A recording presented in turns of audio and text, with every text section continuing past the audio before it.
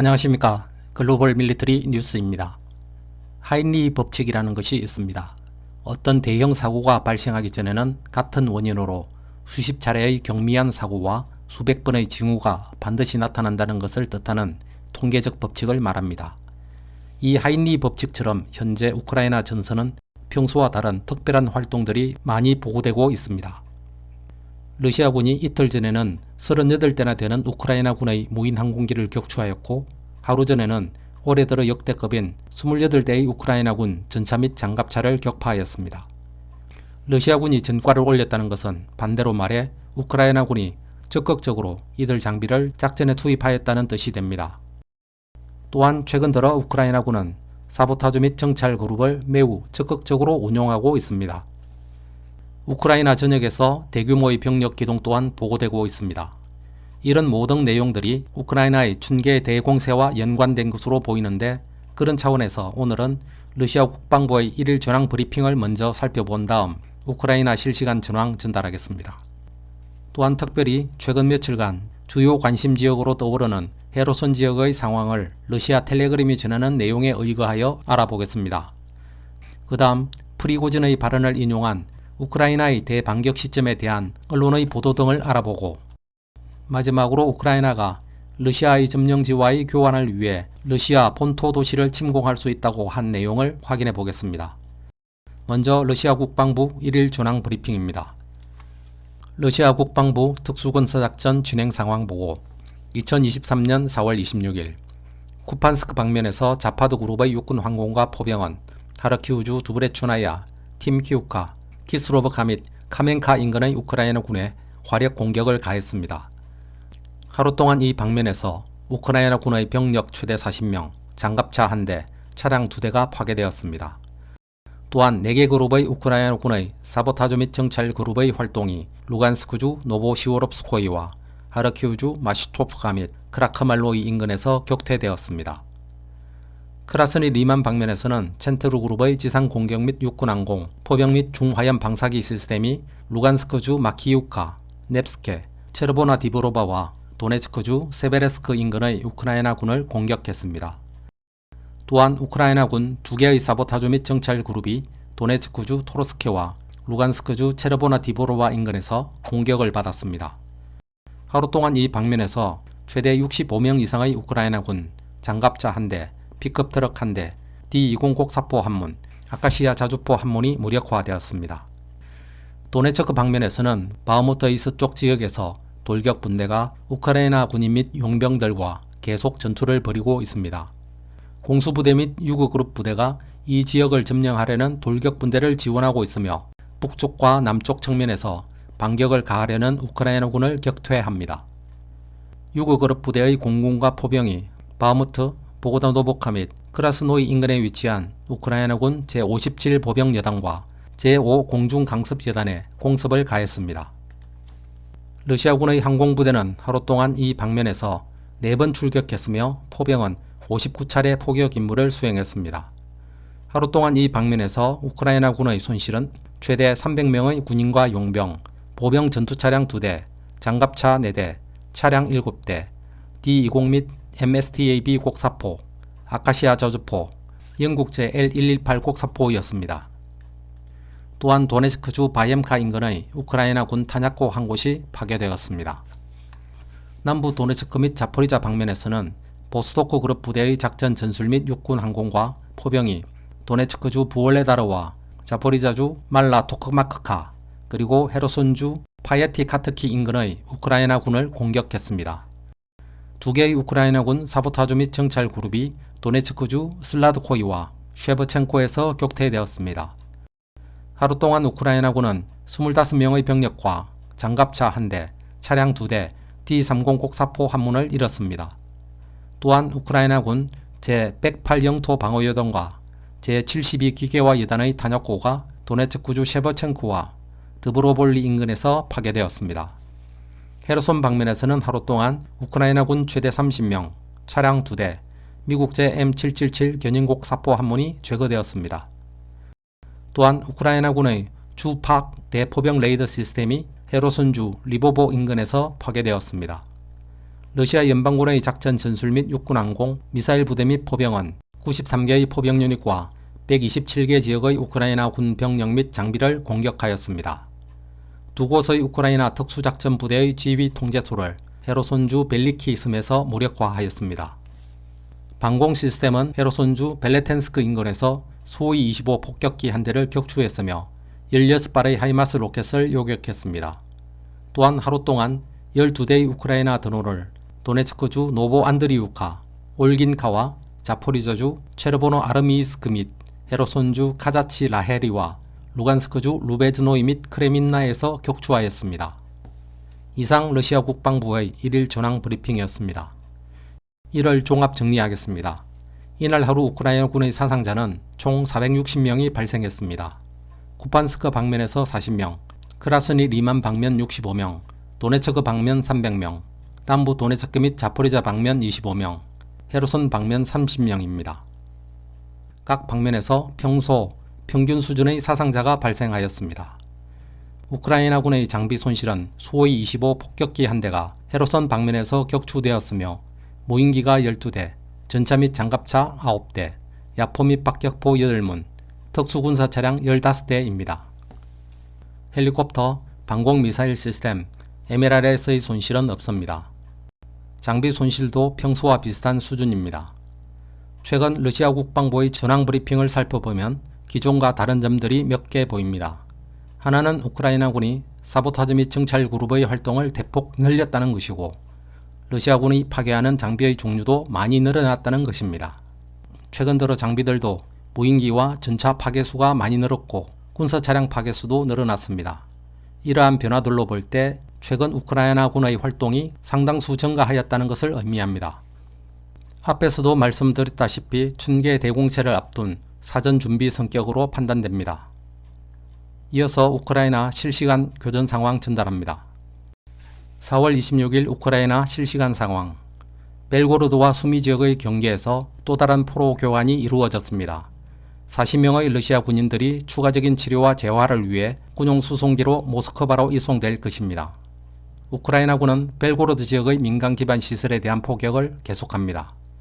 크라스노예 마을에 화재가 발생하여 주거용 주택이 손상되었고 사상자는 보고되지 않았습니다. 러시아 포병이 드루즈키우카의 목표물을 공격했습니다. 병력 배치에 사용되는 경찰서 건물이 표적 중 하나였습니다. 크로보브 마을 북쪽에서 러시아군이 계속해서 우크라이나군 진지를 공격합니다. 치열한 전투의 결과 러시아군이 우크라이나의 첫 번째 방어선을 무너뜨리고 참호의 일부를 점령했습니다. 바흐무트에서 러시아 돌격 부대가 계속해서 진격하여 우크라이나군을 도시의 서쪽 외곽으로 밀어냅니다. 객관적 평가에 따르면 바그너 PMC 돌격 그룹은 현재 도시 영토의 최소 85%를 장악하고 있습니다. 아버디우카 요새 북쪽에서 치열한 전투가 계속됩니다. 크라스노호리우카 지역에서 러시아 부대는 철도 지역에서 발판을 마련하기 위해 공격을 하고 있습니다. 남쪽 정면에서는 중장갑 차량의 지원을 받는 러시아 군인들이 스에번 방면의 우크라이나군 진지를 공격합니다.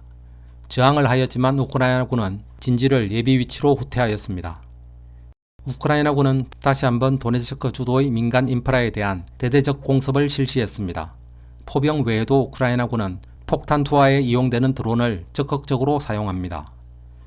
부올레다르의 외곽에서 미킬스케 북쪽 숲지대에 소형 화기를 이용한 전투가 재개됩니다. 공군이 러시아 병력을 적극적으로 지원하고 있으며 우크라이나군에 대한 고정밀 공습을 실시합니다. 이상 우크라이나 실시간 교전 상황이었습니다.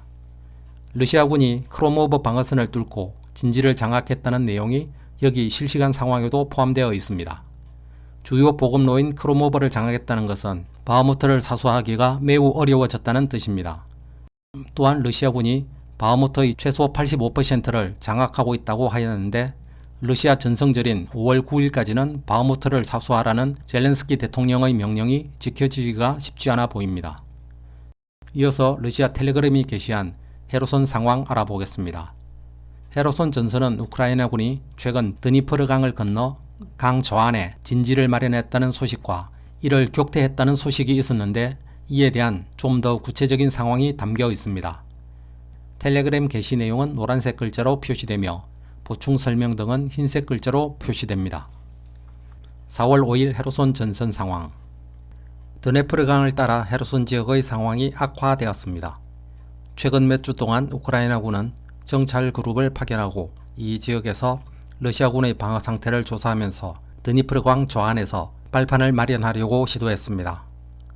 며칠 동안 주요 상황은 남쪽에서는 볼쇼이 포템킴 섬, 동쪽에서는 킨디이카, 그리고 행정센터 서쪽의 벨레텐스크 인근에서 발생했습니다. 이 지역들은 한동안 부분적으로 회색지대 상태였습니다. 홀라 프리스탄 구역에서 러시아군 맨페즈 운용병력이 벨레텐스키 상공에서 우크라이나 소위 25 공격기를 격추했으며 러시아 항공우주군의 항공기는 키조미스 남쪽의 우크라이나 SOF 부대의 상륙 지점에 대형 FAB 폭탄을 투하했습니다. 동시에 어제 우크라이나군은 드네프르강 좌안 러시아 점령지에 특수부대 공격단의 상륙을 준비하기 위해 벨레텐스키와 키조미스에서 민간인을 강제로 대피시켰습니다. 헤르손 및 니콜라예브 상공에는 바이락터르 무인기가 거의 24시간 지속적으로 활동하고 있습니다. 헤르손 지역에서는 항공의 지원을 받는 러시아 포병들이 볼쇼이 포템킴 섬, 안토노브카, 비순치와 다치 및 킨디이카 해안지대에 있는 우크라이나 진지에 대해 여러 차례 대규모 공격을 감행했습니다. 타이힌카, 베리슬라브, 즈미이브카 라인에서 우크라이나군의 제124 영토 방어여단 및 제126 영토 방어여단의 병력들은 계속해서 러시아군의 위치에 박격포와 포격 공격을 가합니다. 표적 지정은 정찰 헬리콥터에 의해 제공됩니다. 드드찬, 졸로토이 발카 및 마라얀스크 지역의 크리비리 구역에서 우크라이나군의 제121 분리 영토 방어여단의 돌격 그룹이 방어훈련을 받고 있습니다. 또한 우크라이나군 제71 예거여단은 포크로브, 나이코폴, 마르가네츠 구간에서 티아로 군과 함께 도시 지역의 거점을 공격하는 훈련을 실시했습니다. 현재 우크라이나군은 포병부대가 포함된 최소 20개 대대를 포함하여 국가방위군 여단 및 제71 여단 등 총 1만 5천 명의 병력이 헤르손 방면에 집중되어 있습니다. 동시에 자포리자 지역으로 새로운 부대의 이동이 계속되고 있습니다. 오늘 우크라이나군 10군단의 제118 기계화 여단의 기계화 부대가 오리키우 북쪽 타브리스크에 도착하였습니다. 4월 30일까지는 파블로 호라드에 위치했던 제116, 제118 기계화 여단 및 제46 기계화 여단이 오리키우 및 홀리아이폴에 도착해야 합니다. 헤르손 지역에서 현재 우크라이나 DRG의 기동은 자포리자 방향의 공격 준비를 위해 러시아 사령부의 관심을 돌리려는 시도와 유사합니다. 그리고 토크막과 멜리토폴에 대한 공격이 발생하는 경우 러시아군은 드니프르강의 오른쪽 강변에서 우크라이나군이 동시 기동할 것을 예상하여 대비해야 합니다. 이상 러시아 텔레그램이 전한 헤르손 전선 상황이었습니다. 수주 전부터 드니프르강 남쪽 좌측 강변에 우크라이나군이 거점을 마련하고 활동 중이라는 내용이 최근 알려졌습니다. 우크라이나군의 진입 지점은 드니프르강 남단의 다치 지역으로 헤르손시 오른쪽의 안토니우스키 지역과 드니프르강 남쪽의 스르핀스크를 연결하는 안토니우스크 대교의 남단 지역입니다. 이 지역은 습지대로 지도와 현지 상황들로 판단해 볼 때 대규모 병력이 주둔하여 작전 활동을 시작하기에는 부적합한 것으로 판단되었고 러시아 측도 이곳에 진입한 우크라이나군을 격퇴하였다고 밝혔습니다. 그러나 앞의 내용에 따르면 헤르손의 드니프르강 남쪽에 우크라이나군의 활동이 있는 것은 분명해 보입니다.